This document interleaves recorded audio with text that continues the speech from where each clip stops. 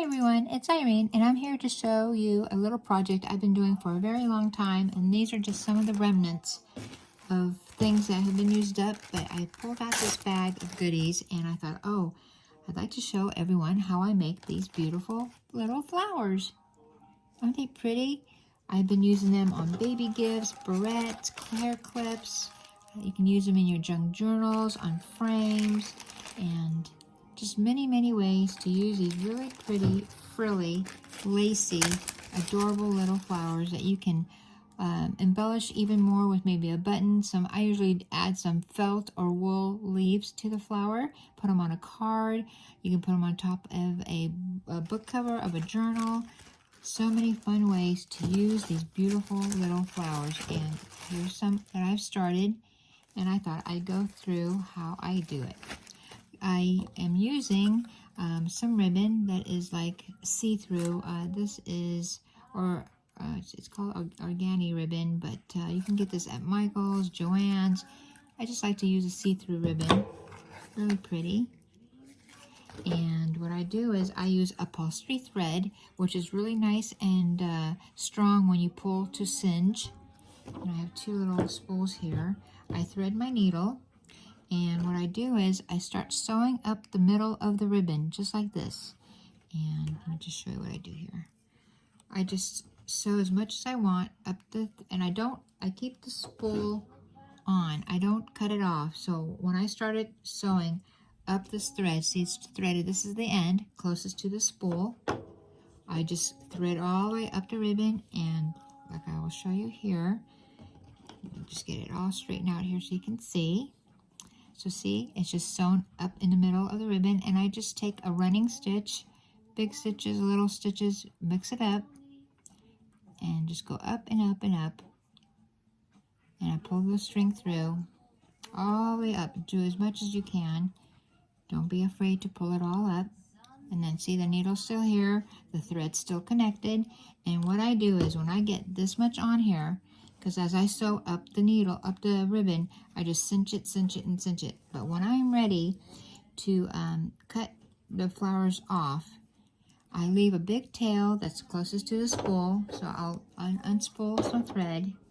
I cut off a tail of the thread, and there's a lot here that's not used, right?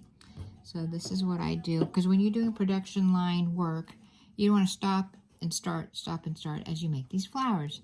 So what I do is I take a good section of them, like say about that. See how it already makes a flower? And I hold it here, and what I'll do is I'll pull the thread out from this end, and it goes through the flower, but I pull an excess amount. I'll show you here in just a minute. See, there's a loop here. I get some extra out. See, it's coming from here, feeding through. So what I want to prevent from doing is, as I cut the string right about here, I want to leave a nice tail on this end too, so I can tie it off. But I also want to leave a tail, so when I cut off the black ribbon, there's a tail on this end, not to let the rest of this come undone, right? Hope this makes sense. But see, it has given me an opportunity right between the two threads to cut off the black satin ribbon. So I'm going to hold on to that tail, not let it go, and hold on to that tail and not let it go. And I'm going to cut in between the thread. And now I can cinch this tail up, not to let it loose. See, it's right there, and I have a long tail. And then where I cut it on this end, I have a long tail thread also. And see, now I can cinch it up, and it looks like this, nothing, right? So what I do is I tie off. It's no longer attached to the spool. I have two nice long tails. I work with two tails because my fingers can't handle the itty-bitty threads anymore. But look as you cinch it up, there's your little flower. And depending on how big you want your flower to be, it depends on how tight you cinch up the two threads. And I like them nice and tight.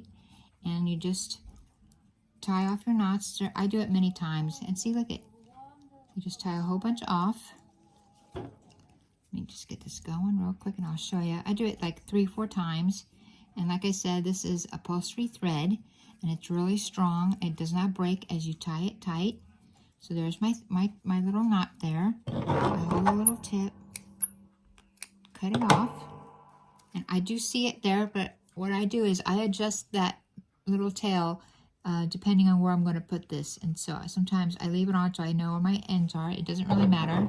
I fluff the flower back up. There you go, like that. And then I cut off the threads closer to the flower. Can't really see it. And there's your flower. And now I'm able to put a little embellishment in the middle and make a whole bunch more. So I hope that makes sense. Let me see if I can do it again. So here's all the stuff I've sewn on here. My needle is still attached to the thread.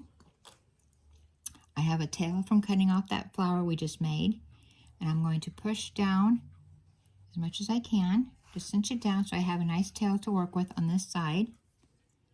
And then I'm going to make a little circle of what I think the flower should be. I find a spot where I separate the ribbon, like that. And I take my scissors and I pull up the thread. I don't cut it, I just pull it up so I can grab hold of it and start the new tails on both ends. And I'll just cinch this down, work the thread so I can get a nice long tail. At first, you know, I used to do them one by one, but once you get the knack of it and how it all comes together, you don't have to stop and start, stop and start. But if you want, you can. It's just easy work to do at the TV level, watching TV or listening to music or whatever. There you go. Nice and long tail of the thread. Cut the thread in half. Now I'll cut the ribbon in half. So this has a nice tail right there, as you can see. I have one more flower to make, and here's the other flower. I have two long tails. And then let's see how big this one's going to be. There, look at that one. See, I can leave a nice center there if I want, or I like to cinch it a little bit tighter and give it more of a puffy little flower. And so then just tie this off. Nothing breaks because it's upholstery thread. And you can get upholstery thread anywhere. Walmart, Joann's, Hobby Lobby. Very strong thread. And you can fix the flower. Give it a couple more knots if you need to. Cut off the tail. And there's your little flower. Aren't they pretty? Perfect for Halloween. Yep, for little barrettes, for hair clips. You can make little lapel pins with them.